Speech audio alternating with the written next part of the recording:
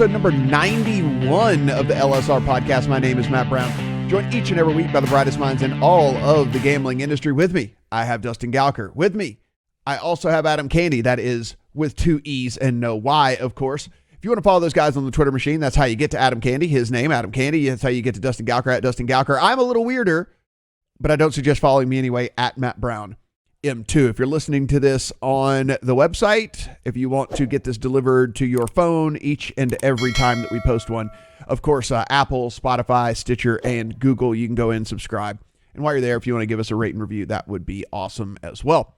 We'll do the quick hits about the states. We're getting numbers, we're getting revenue, we're getting things like that. So we'll update you down the list on how that all goes. We have some BetMGM news as well. We've got Barstool getting one of the traditional sports books here in Nevada kind of riled up about something. We'll talk about our friends up there, not Julian, of course, but we'll talk about our Canadian friends as well in the sports betting world. And then we'll also hit on New Jersey's. But let's start with the numbers we're starting to get here. Rolling through, we're finally getting, all of the Super Bowl numbers for the final tally here from all the states. And Dustin, we knew it was going to be huge. We knew it was going to be big. We knew that this was going to be a number that we looked and said, wow, I mean, during a pandemic and, there's really limited over-the-counter stuff as well. Pretty big number here.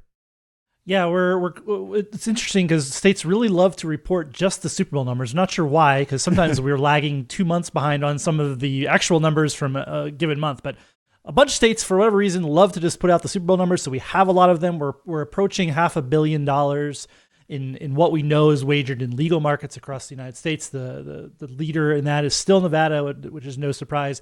More than $136 million wagered in Nevada. New Jersey not too far behind at about $117 million. So a lot of that in the two biggest markets for sports betting. And then you have, a lot of that have opened up. You have Illinois, Pennsylvania, et cetera, that have, had pretty decent handle and a lot of action. But, we know this is the biggest betting event of the year. This gives us some insight into what is going on in the Super Bowl. And, for me, it's interesting because Nevada's always been, again, top dog. People visit Nevada. This is down a little bit again because of the things that we talk about, people not visiting Nevada or casinos as much, but still did pretty brisk business on the Super Bowl. People still going to casinos and betting on the Super Bowl, but New Jersey really kind of picked up as a Super Bowl betting market as well. They were kind of low last year, and I think we've kind of figured, Nevada just kind of always has this market corner. They're always going to be the biggest for Super Bowl, and New Jersey really kind of started turning that around and did some brisk business on the Super Bowl, brisker than they certainly did last year. About $54 million again to $117 million this year.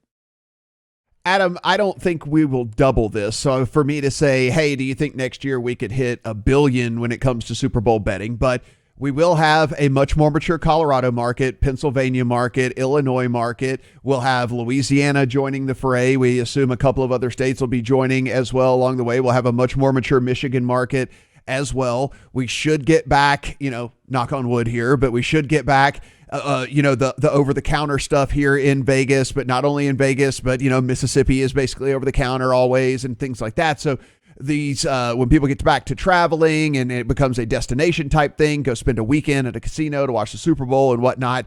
I'm not going to say $1 billion. I'm not going to say it will double, but I bet you this time next year, we're talking 700, 800 million. I think that could maybe even be a conservative estimate here.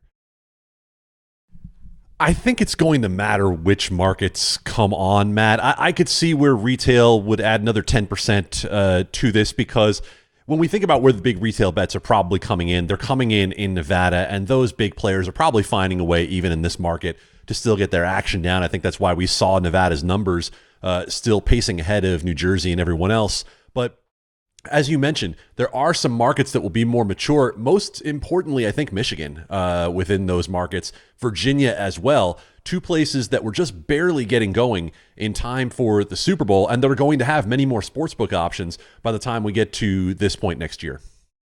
Yeah, I like I said, I don't think it'll double, but I think 700, 800 would be like a pretty solid guesstimate. I mean, Dustin, what do you, like Adam says, I think it depends a lot on what markets open up. If we have big states come online, we have a bunch of states that we're looking at right now that if any number of those, we definitely are going to be pushing $1 billion. No question about it. But yeah, it's, and it's going to grow. We're seeing everything still growing. Again, I say the New Jersey numbers, I think those grew faster for the Super Bowl than we thought they would. So I look at these numbers and I say, yeah, we can. I'm not going to bet, I guess, on $1 billion based on what I know, but this is again the biggest betting event in the United States. It's going to keep growing. We actually get these numbers, so we're going to get a good idea of how much people love to bet on the Super Bowl in regulated markets. So we've got these revenue reports from the various states out there. Got about 5 to hit on here. You guys can go to town on this however you want to divvy this up. I'm not going to make anybody claim a state here, but lots of updates to go with. I'll kick it off. I mean, we got, this was the busiest, if you're reporting on industry sports betting numbers, which is obviously one of our core things that we do. It was a busy day for Adam and company over at LSR because all of them dropped at the same time in the course of like 2 hours. The top line one, it continues to be New Jersey. They have huge amounts of money bet there. Actually dropped a little bit, but from December to January, we saw a little bit of a drop at almost 960 million bet in New Jersey. That's still a large number. We usually see January drop back a little bit just because of a football season wrapping up, going into the playoffs, just less football games to bet on. But we had NBA getting into full swing, college basketball still going on, so that helps make it up. Again, we've always compared it against the Nevada market where we see a pullback, not necessarily seeing a huge pullback in these growing sports betting markets across the United States. So top line, we're not, maybe we'll get to $1 billion in handle sometime, maybe in March Madness for New Jersey, who knows. But yeah, no, the lack of football betting is probably going to keep that from happening until we get into next year. But big top line number in New Jersey there. I don't know if there's anything Adam wants to add on New Jersey before we move on to another state. I think you hit the key points there, and I think right next door in Pennsylvania, Dustin, it was another record. Over $600 million in money was wagered in January, and revenue held about the same. So bettors did a little bit better in that month. What continues to be the story, though, is that the tax revenue ends up kind of looking the same in Pennsylvania as other places. It just gets there in a very different way because we're looking at just the top 4 sports books in that state have bonused, I think, somewhere in the range of $17-18 million last month. And they're allowed to deduct that from their revenue, but then you're also taxing it at 36%, which is far and away the highest rate in the nation. So Pennsylvania is going to prove to be an interesting market. I mean, obviously it grew, and Pennsylvania came on, roughly a year later in terms of online than New Jersey. So in some ways, not really totally at maturity yet in Pennsylvania, also because we're still having iGaming really make its presence in Pennsylvania the way that it has not gone to full maturity quite yet. So, Dustin, I think Pennsylvania probably still is ripe for a little more growth. Sure. And in not shocking news, Barstool did not hold 20% of bets again in January. I think I read much lower revenue, back in line with what we'd expect to see in any market. Still number 3 behind DraftKings and FanDuel. Actually reversed that order, I think, in terms of which one's first, but still a number 3 with a bullet, but not really challenging DraftKings or FanDuel, at least in terms of handle. And again, revenue dropped off quite significantly at Barstool from the month. So we are not in this fantasy world where Barstool is going to hold 20% of bets every month. Adam, what about Michigan? This is a state here that you just mentioned that I think that, whenever we do look at Super Bowl numbers for next year, we said we were super bullish on this state. We were super bullish on not only just adding that amount of people, but again, it's a state with, a ton of different got a ton of pro sports teams, got a ton of college teams. So it is a sports state, no doubt about it. So we expect these guys to be real big players probably in short order.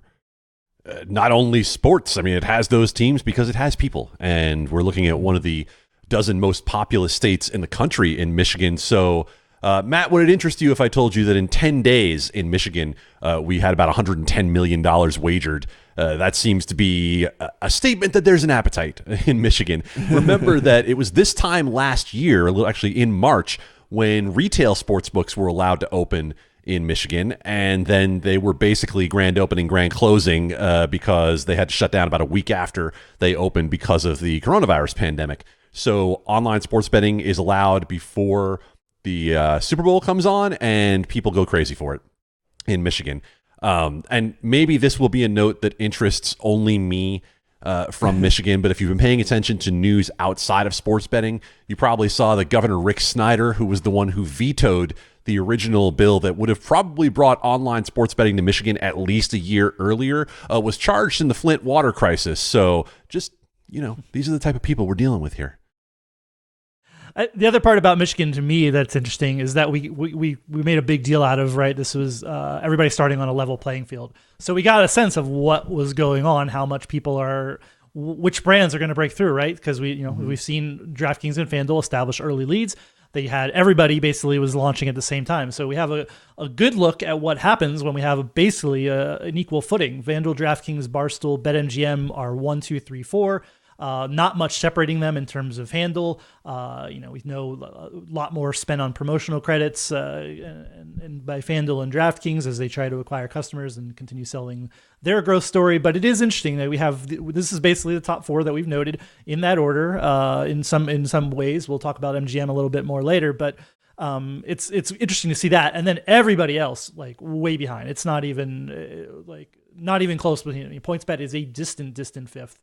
FoxBet did not launch at the beginning. You could make a case they're probably number 5 once we see their numbers come out of February here, but we'll see what happens. But it's interesting to see these are the 4 that we've identified in recent months as the top 4, and that's how it shook out in Michigan at launch.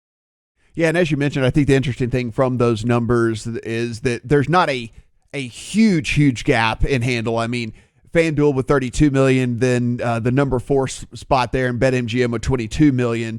So not a huge gap between all those other ones, with the DraftKings at 28 and Barstool at 27. So I think there's definitely a fight to be had in Michigan, kind of as we predicted, right? That it wasn't just going to be de facto FanDuel and DraftKings and everybody else. I think that there will be an actual fight there for who comes out, 1, 2, 3, and 4, and we might actually see this thing kind of toggle all over the place, Adam.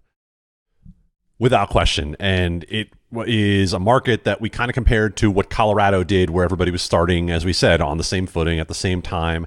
And it's going to be really interesting to see how it goes. I guess, as Dustin said, we're going to get into the MGM story a little bit as we go along here, but you can see the beginnings of the traction that MGM is grabbing nationwide. Now, they are spending a ton of money to get to that traction, but they're coming from behind and coming to a place where it seems like they're making more of an impact. And if you go over to Illinois, you see where an operator where we thought they were going to be a significant player is, but not nearly to the level where they thought they would be because of the rules change. So Illinois puts up nearly $500 million in handle. Now, mind you, we're comparing to December when we say 500 million, because apparently it takes longer than it does to bake one of those things they call a pizza in Chicago. It's not a pizza, to get the numbers circulated. And those are the numbers from December. But what we saw was DraftKings, then FanDuel, then BetRivers in that order, all essentially with about 30% give or take. BetRivers thought they were going to have a lot more of this market because there was not supposed to be remote registration. There has been remote registration pretty much since the beginning of the pandemic because of the executive order by Governor J.B. Pritzker. It's been renewed every 30 days. It's coming up for renewal again right before March Madness. I'll let you guess what you think might happen there. If J.B. Pritzker would really take in-person registration and put it back in right before March Madness, not going to happen. But Illinois certainly has shaken out a little differently than we expected because of the change in the rules. And Dustin, what about the Indiana? Again, one of the states that was getting a little bit of a bump from being, on an island there for a little bit. I mean, that didn't last very long, but it seems like we're still getting promising numbers out of Indiana. Yeah, again, still growing. That December to January, we don't always expect more, but this is the market that's still growing. 5th straight month of growth in terms of handle, up to almost 350 million from 313 million in January. It's we thought Indiana was benefiting a decent amount from Chicago, and it might have lost a little bit of what's going on in Chicago with Illinois opening up, but same time still growing on its own, still benefiting from some other surrounding states and metropolitan areas without legal options as well. Here again, we see in the top 3, DraftKings, FanDuel, MGM. DraftKings with a fairly sizable lead over everyone else. MGM a pretty distant third, and then again down to PointsBet and Rivers, other brands that are struggling to be in the conversation for number 4, number 5. No Barstool there yet. So yeah, I mean, everything's trending. It was wild to see all these numbers come out in very short order. We got a really good picture of where things stand heading into 2021, with how much this is still growing. Even in Indiana, which has been an open market for more than a year now, and is still growing pretty considerably. Adam, that was the rainbows and unicorns part of the podcast where everything was rosy. We were talking about all the awesome things and the numbers and everything and the growth. And here we go. Let's talk about some shenanigans in Tennessee.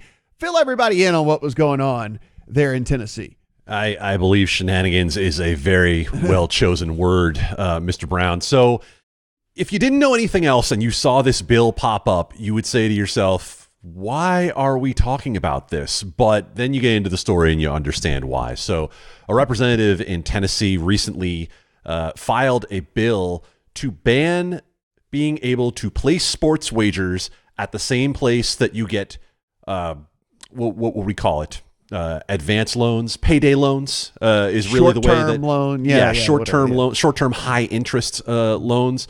And you say to yourself, okay, yeah, seems like some pretty good logic that you shouldn't be able to bet on sports at the same place you're taking out a 30% loan. And well, there's one sports book in Tennessee that offers you the ability to do that as of right now. There's a local book called Action 24/7 that essentially does give you the ability to do both of those things right now, because the primary business that Action 24/7 is involved in is in payday lending. And then they also were licensed by the state of Tennessee to open a sports book. Now, what that same representative told our Matthew Waters was that he has someone ready to testify at a legislative hearing that his sports betting winnings were held by this company to pay off his payday loans. So essentially, they just decided, well, these businesses are both under the same umbrella. You owe us over here. You won over here. We'll just take our cut, and then whatever's left might be able to go to you. Also came out yesterday in the Tennessee Lottery Board meeting that apparently at least one sports book had some accounts closed over concerns about suspicious wagering. Essentially that one person might have had multiple accounts, might have been betting on behalf of other people. So Tennessee's got some things to clean up right now, and it's certainly things that are going to draw attention from elsewhere. And Dustin, this was the state that whenever this all went down, we were talking about it. Look, they had not had any sort of casino gaming before. And so they were doing the all online model. They were kind of building everything from scratch there. And then kind of the odd licensing of this company we had never heard of and had to dig in and figure out why is this company getting licensed. And we find out it's like some local bigwigs and things like that. So it's, listen, Tennessee is still a work in progress for sure. Yeah. I mean, look here, we're all in favor of local sports books and trying to usurp the hierarchy of what's going on. There's no problem with a local sports book brand, but this brand is obviously the ties are it's not great that we're doing this, that we're having this discussion about payday loans and paying sports books. Like maybe I mean, yes, local sports books great, regional sports books great, but let's not do payday loans. Let's not have that. let's stay away from that. We have enough problems getting legitimacy for sports betting. This is like, I look at this and I'm like, why are we doing this? Why are we having this discussion about somebody who's also a payday lender being a sports book? Like, I don't. It doesn't sit well with any of us. I think that this is taking place in Tennessee, and hopefully they figure it out.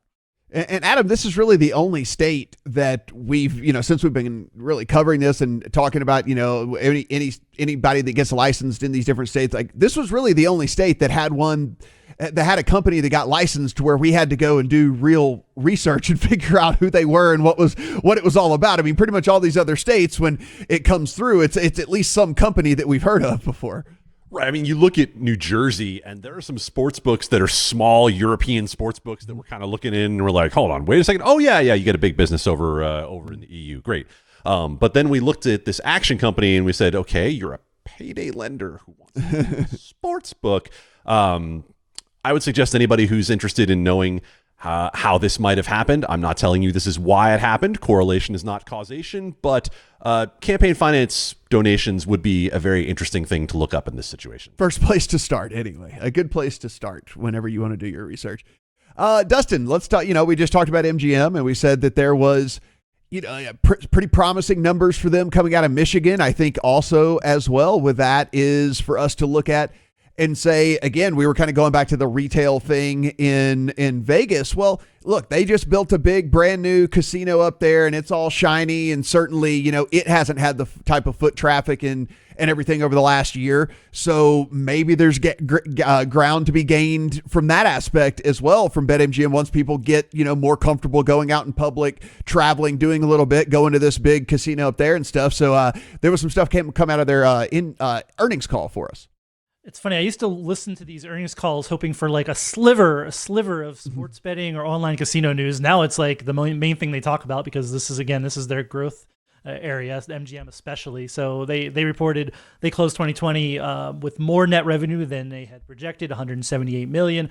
That is obviously not profit. They are spending a crap ton of money to get to that number, but they're showing growth and being faster. They are positioning themselves again as saying they're number 3 basically behind the DraftKings and FanDuel with the numbers that they're sharing, and that's pretty obvious until somebody comes along and says otherwise, or Barstool gets into more states. But MGM, asserted in this earnings call that it's important to be live in states. They are getting live in any state as quickly as they can. They're obviously there in day one in Michigan.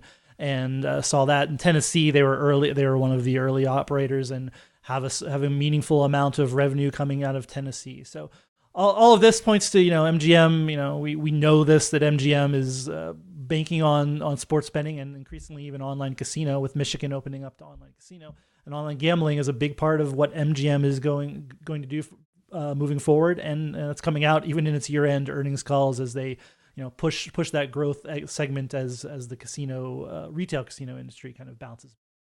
And Adam, if we're going to talk about, the bad things with some of these companies and the apps and the functionality, different things like that, we should also talk about the good things as well. And when steps are taken in the right direction. And, listen, is it the best app on the market? It's not, but BetMGM did release a new app for the people of Nevada. They also, which I sent a text to you and said, can you even believe this?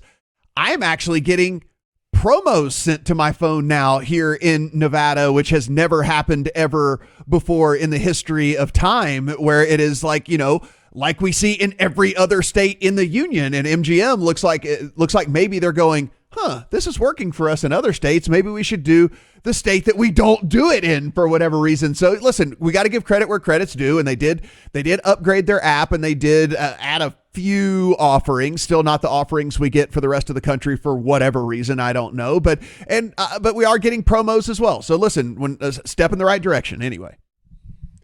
Yes. A step in that direction, potentially countered by making it more difficult to log into said app. However, a step. It is. If you're listening to this, facial recognition or thumbprint recognition, BetMGM app, that should be on the thing there. Typing in a long password that has to have upper and lowercase and numbers as well every single time, not great, especially when you're trying to live bet on your app. So just a little word of advice right there. Adam, so talking about these local, and it's not really local anymore. They are in other markets, specifically Colorado, but we know the Westgate SuperBook is one of the more popular books due to the Super Contest that they've run for several years, which was probably, until Circa came along, the most prestigious contest. I think Circa's probably kind of usurped them already for that, but Barstool and SuperBook are butting heads. And it's not like we had to do investigative journalism to figure this out. All we had to do was go to Dave Portnoy's Twitter, which, by the way, should come with its own disclaimer warning if you're going to go into that world. But Dave Portnoy posted a cease and desist letter sent by Westgate's Las Vegas lawyers to Barstool Sportsbook saying that they were infringing on a trademark. And okay, that seems like a legitimate concern. And then you look at what the trademark is, and the trademark is a phrase that I think we've probably all heard: good teams win, great teams cover.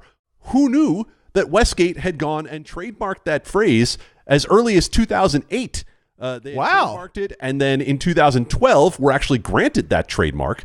Portnoy posted on his Twitter like, oh, well, it's obvious, that we're, that we're getting their attention, and there's no way they actually could have trademarked this. It's like saying you trademarked the question mark. Well, I guess we'll have to look up who trademarked the question mark. Apparently, there was a trademark on this phrase. It's the second letter sent by Westgate, so we don't know if Barstool will take it at all seriously. But, we asked Penn National, the parent company of Barstool Sportsbook, for comment, and the comment we got back from Penn National was that the tweet speaks for itself. Like, okay, so it does.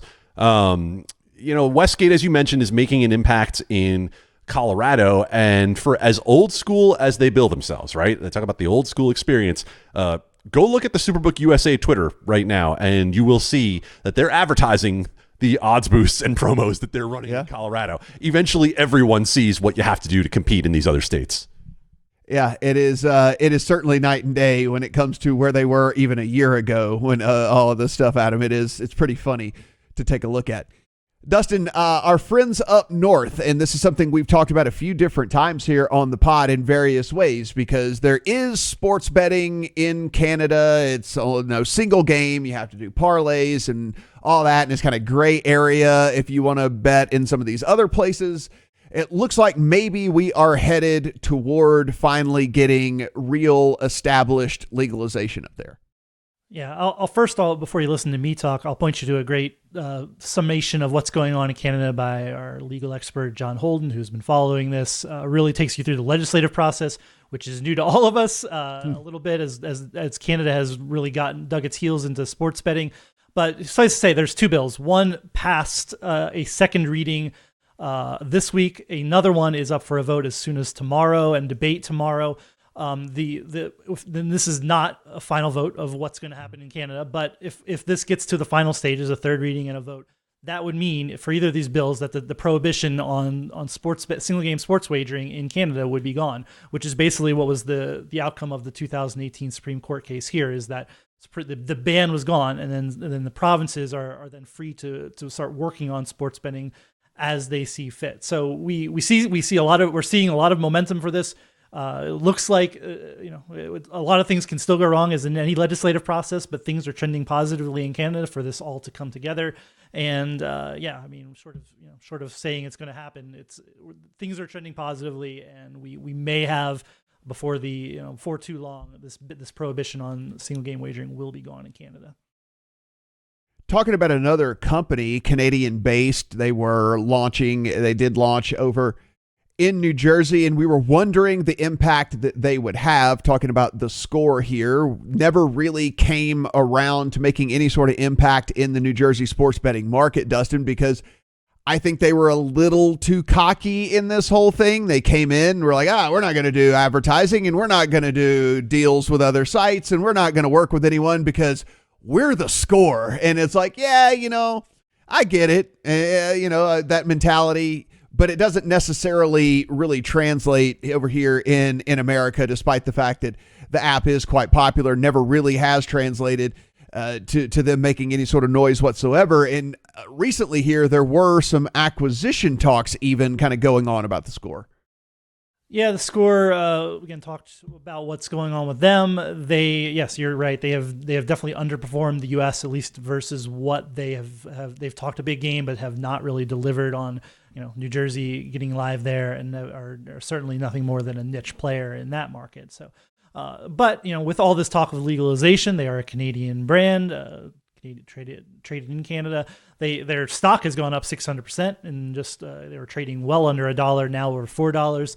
So people are looking at that and saying theScore is, has a built-in advantage in Canada. Again, whether that plays out or not remains to be seen. But yes, they've been also the target, the talk of speculation in the M&A world, that somebody, based on one, their media presence, two, their presence in Canada, and perhaps a little bit of an advantage in serving markets up there, that they're going to be an M&A target. The CEO of theScore was coy, obviously can't say yes, we're going to be acquired. Mm-hmm. Right. That's part of what they're but it has helped the stock. This between legalization in Canada and this speculation about M&A, it's really helped them. So would I be surprised if theScore is acquired sometime later this year? Absolutely not. but we don't know who, and we don't know exactly when that might happen. But you're looking to get a foothold in Canada. This seems like it might be a smart play, and we've seen all these media deals. theScore is a media play as well, so lots to make sense if you're a gaming company or somebody who wants to get into sports betting in Canada and propel yourself with a media brand. Yeah, no, absolutely. And I mean, I Canada going live is certainly it's certainly fun to think about, and we know that there's a lot of people who are interested in doing gaming up there and gambling up there. And Adam, whenever we take a look, though, it is only about the size of California, the entire country. So right, so like when we hear about theScore getting acquired, if this were to come to fruition, it might not be a number that just absolutely blows us away like we've seen with some of these other deals that have happened in the States. Because again, like the population of the entire country is that of what we have, a few miles down the road here in California. Yeah, the more you look at this entire situation, the more, if you've been following this space, especially over the last 12 to 18 months, you come away thinking the only logical conclusion is for this company to be acquired. And they just had their shareholders vote on a dual listing so they could be listed on the U.S. market as well. That seems to me to be largely a play to get them a valuation that's going to attract somebody to jump in there and grab them.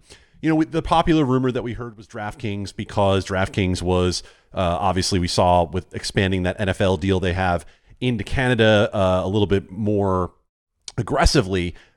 We talked to some folks about that. It might not be as hot a rumor as we initially thought, but again, the more you line this up, you see the underperformance in New Jersey. They did just launch in Iowa, so they are trying to take the company and go a little farther and maybe do a little more proof of concept in a market not as competitive as New Jersey. But the more you look at it, the more you think that this company, with that user base that they have from the media app, just seems ripe for some operator who has proven to be a little bit better at conversion to come in and grab. And I'll come back to the population for 1 second before we move on. And yes, Canada is a small, obviously fairly small country, but Ontario is the place that's most likely to go live first. That would be bigger than any state in the U.S. that has actually already gone live. 14 million people. Illinois, just under 13 million people. So it's a big deal. If you look at incremental growth of the North American market, and everything else is smaller compared to that. But Ontario opening up would be the equivalent of opening up one of the bigger any big state that's bigger than what we have currently for the U.S. for a legal online sports betting market. Adam, somebody's not playing nice to one of your freedom of information requests. I actually could expand that to more than a few people are not playing nice with multiple information requests that we've put in over the last few months. Hello, Illinois. But this one in particular is out of New Jersey. So we talked right here on the podcast about a bulletin that was put out last month by the New Jersey Division of Gaming Enforcement, essentially warning operators, saying that they had complaints from customers about some shady practices with people who were trying to get their money out. That folks who were trying to withdraw from certain sports books were being encouraged to keep their money in. In some cases, were even being given bonus offers on that money to try to keep it in. That is not a practice that should be anywhere near a regulated market. That is the entire purpose of regulation, is to keep things like this from happening. Now, what that bulletin didn't say was what operators did customers say this was happening from.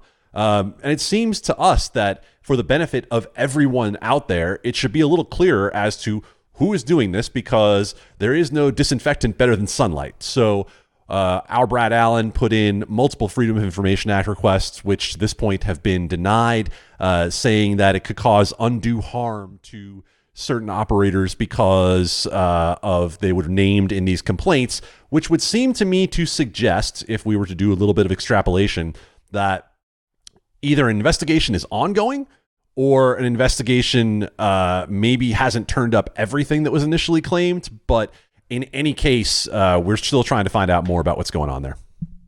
You don't think that maybe they are being a little bit biased because it is Brad that's putting these in, and his devilish good looks and that sexy British accent that maybe is turning these people off, right? I mean, I'm beguiled by him on a regular basis, but maybe it's just because it's a Brit and they fear the tyranny of the crown. I don't know. Yeah. Listen, you see a picture of that guy and then you get the accents that go along with it, and It's game over, right? I mean, when we're talking about Brad Allen. There's a reason we call him Mr. Braddy Big Time. Yeah, no doubt about it. Dustin, you're a guy that has put in some Freedom of Information Act requests before in your day. How often have you run into people being very resistant to want to give you the information you are searching? It depends on what you're searching for and who you're contacting. It's, it's maybe not surprising. I'm with Adam. I'm hoping this means there's still an ongoing investigation. If somebody was actually doing this, that will come out, because it does need to come out that this, like, if somebody was breaking regulations in New Jersey, and this means, again, I think we said this the last time we talked about this in the podcast, this means it's happening in other markets. It means it can't be just New Jersey. If you're doing this in one place, you're doing it in multiple places. And this kind of thing needs to stop. And we just need better out of the regulated market. We're here being proponents of the regulated market. We need this stuff to stop. If we're going to be, if we talk about all these things that could turn into bad things for the industry, and slow it down, and just be bad news for us in general. Because the difference in the regulated market is being better than the offshore market. And if we see examples of that happening, then what are we doing here? That's the point of the regulated market, is then usurped pretty easily. So we hope that this comes out.